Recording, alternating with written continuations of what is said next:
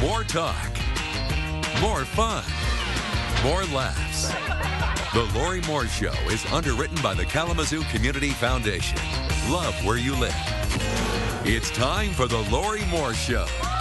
Here is your host, Lori Moore. I had opportunity to meet a great lady. She's food historian Ellie Carlson. She came to my house to show me what a housewife would make for her family in 1884 in Kalamazoo. I have a very special guest in my home, the author of a wonderful cookbook of recipes that were very popular in this area back in 1884. That was the year that Kalamazoo became a city. Congratulations on that, by the way. Thank you very Congratulations on much. becoming a city. It was so kind of you to come all the way from Chicago, but what? Well, I came from Chicago on the train to investigate the possibility of working in your fair city at one of your hotel kitchens. And I got off the train and I found myself in a world far different from the one that I was anticipating.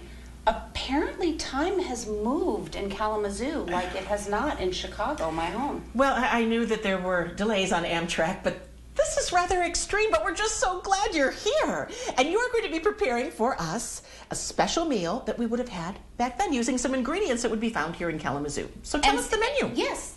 The menu for today is going to be a very good basic brown bread. A good hearty bread is an excellent start to any meal. We've also, because it's winter time, we don't have any fresh vegetables and fruit at this time of year, but the competent housewife always puts things up in the fall. And so we have some pickles from last fall and some beets and some peach butter. I don't care what they say in Georgia, the peaches in Michigan are the best you will ever find. That's the spirit.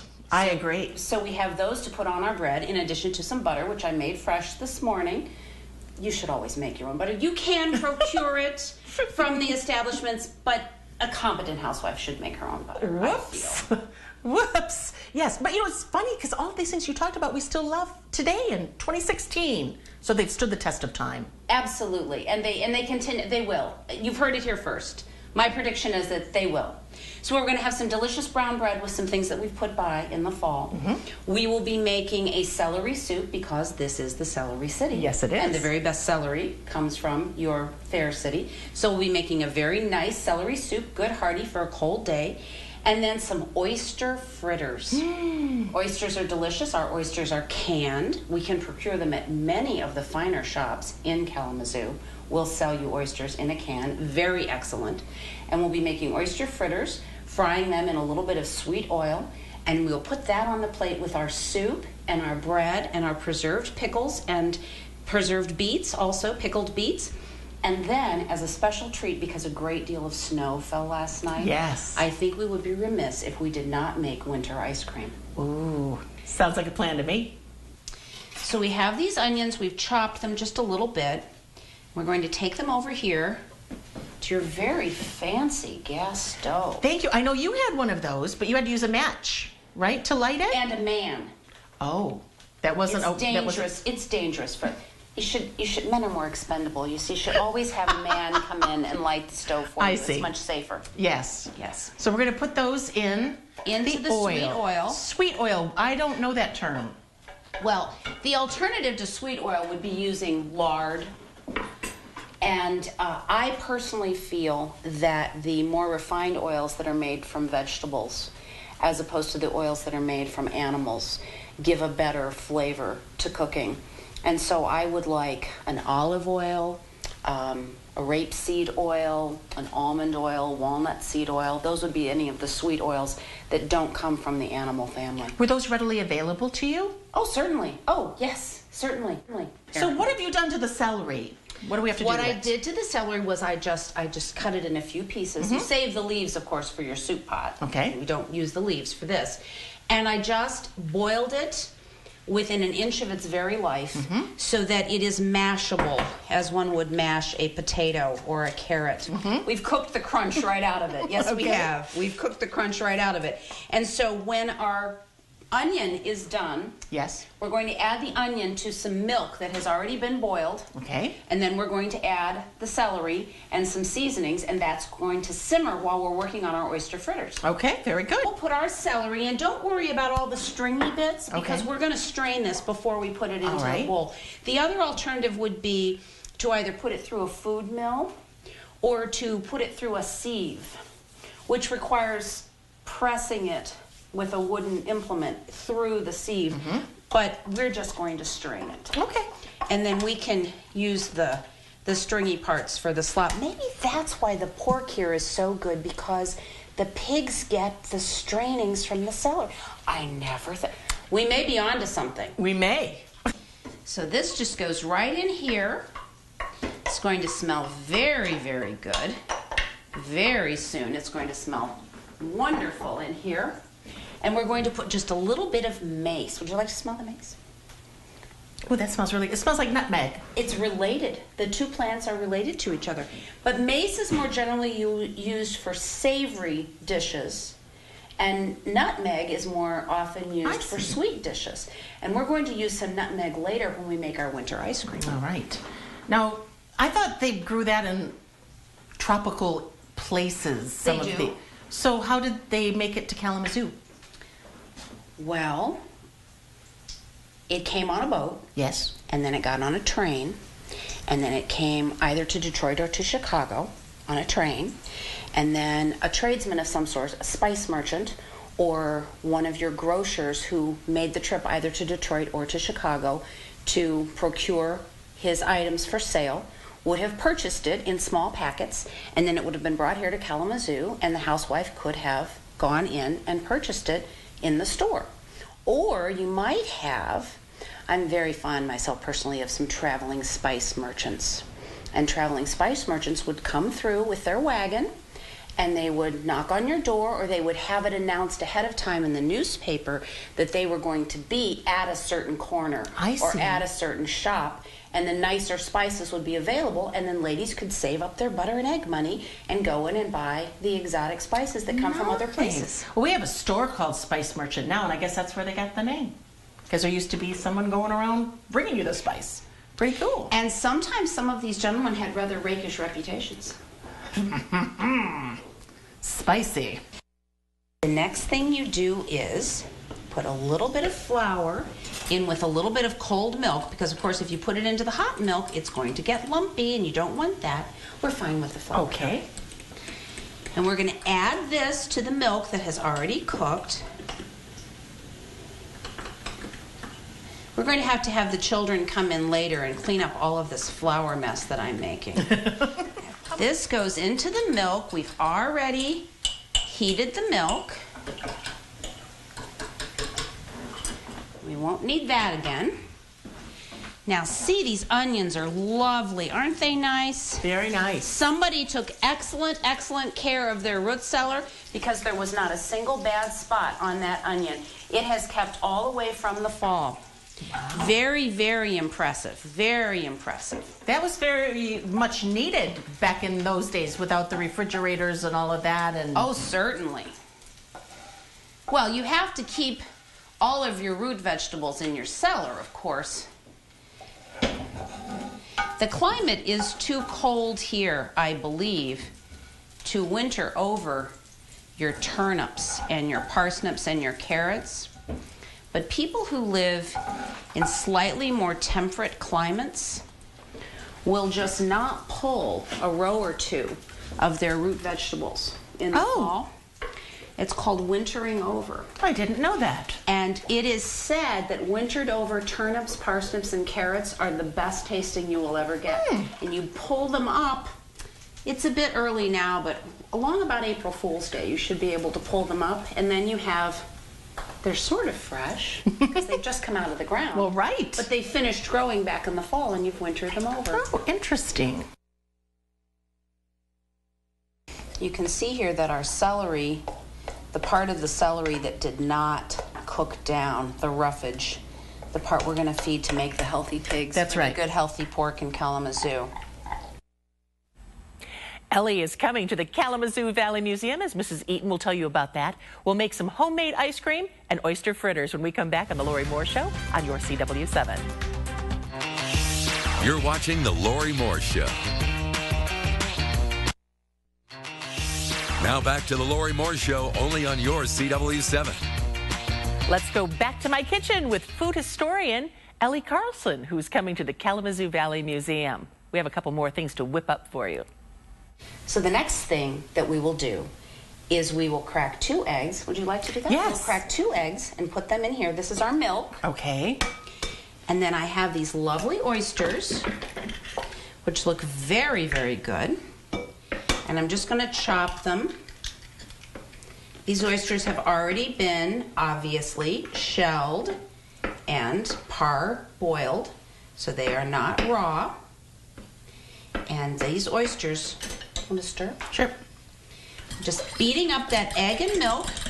We're going to add some flour and a little bit of commercial baking powder and some cayenne pepper to taste and some black pepper as well.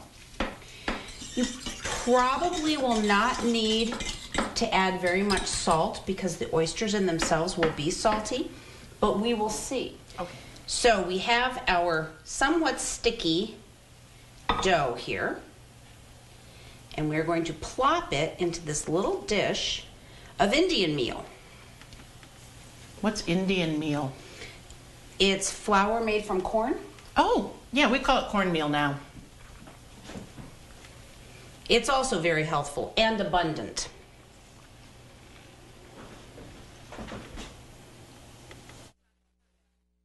It looks like you're wearing a corset.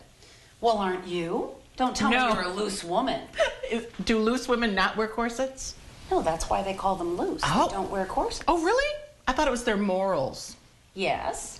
And a woman with low morals would not wear a corset and would therefore be loose. I see. Well, we used to be the corset capital of the world here in Kalamazoo at one time, before they went out of fashion. And so all the ladies here were straight-laced. Oh, is that where that term came from too? Straight?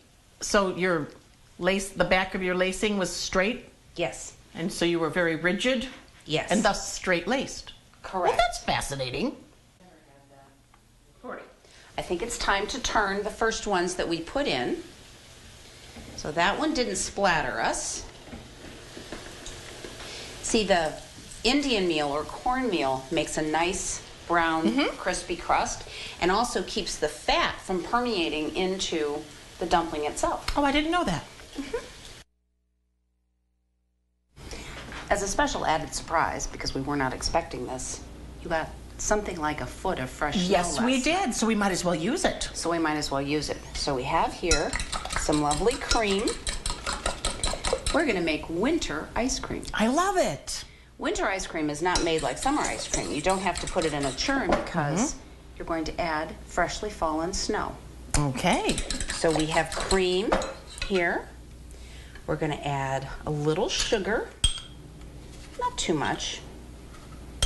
Maybe, I think I have about a half pint of cream here, and I maybe added half a teacup of sugar to that. Then some good Mexican vanilla. Smell. Is that from the merchant? It is.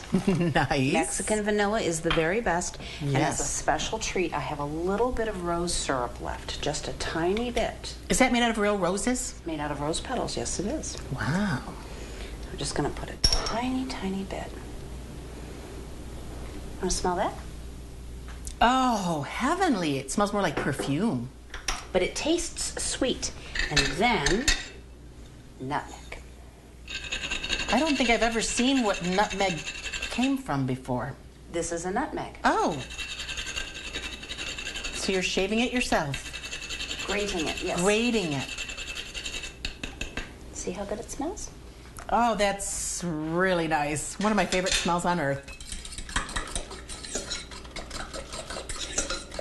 So now, to be safe, let's just taste this to see if it's sweet enough.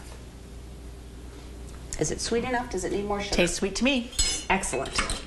So now what we will do is we will mix in snow. Nice clean snow. Nice, clean. Don't eat yellow snow. I'm not even going to dignify that with a response. I'm so sorry. Yes, but this is nice, clean snow. Newly fallen. It's no wonder that a woman who doesn't wear a corset would know something about that. I mean. So you just mix it. Yes. You have to put quite a lot in, because as soon as the snow hits the cream, even though the cream it's going to melt. We're in a warm bit. house, it's going to melt it a little bit. And then as a special treat, I opened one tiny little jar of mulberry syrup from last fall, from the mulberry trees. And that will be drizzled over our ice cream and will, I certainly hope, be pronounced completely delicious. Mrs. Eaton, it's been so fun cooking with you. Let's just remind our viewers what we made today. Yes, this is celery soup from good Kalamazoo celery. We also have this beautiful plate, which includes our oyster fritters. And what else do we have on here? We have beets that were canned last fall, and bread and butter pickles, also canned last fall. Freshly baked dark bread, brown bread with oats and graham flour and the whole wheat germ, which we know is very nutritious, especially for the children, with some peach butter from Michigan Peaches. And our dessert is our winter ice cream. Oh my, oh dear. We need to try this. And as a special added treat, just a little bit of mulberry syrup that was made last fall and put by for just such an occasion. Oh my goodness, where's my spoon?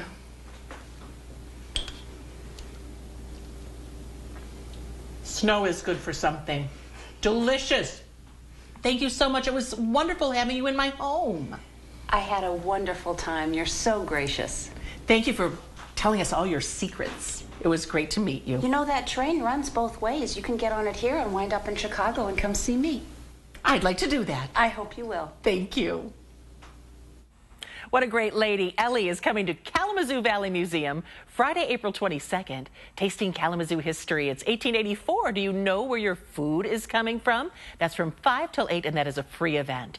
And the Sunday lecture series, tasting Kalamazoo history, favorite dishes and recipes from our rich Midwestern heritage. That's Sunday, April 24th at 1:30. That's a free event as well. You can find all the recipes that we made on our Facebook page at The Lori Moore Show.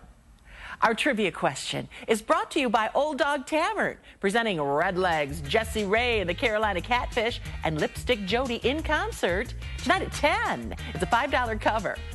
Our trivia question: as we've learned, Kalamazoo became a city in 1884. Who was our first mayor? We'll tell you when we come back on The Lori Moore Show on your CW7. Follow The Lori Moore Show on Facebook or Twitter.